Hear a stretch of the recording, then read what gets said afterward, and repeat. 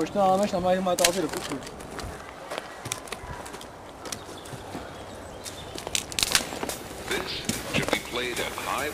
Ty chudák auto.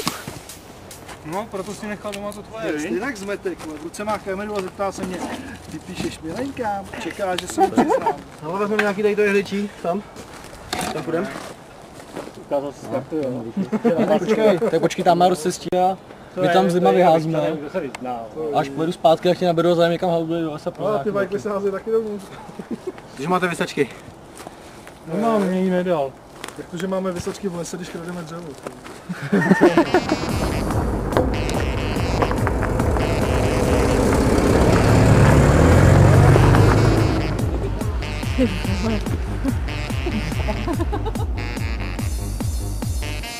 Koby, to tam ne, to spálí.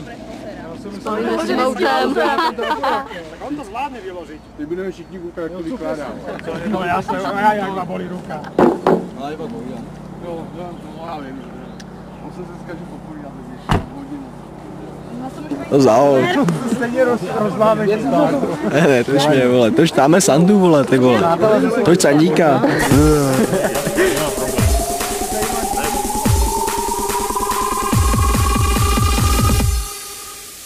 Check this out.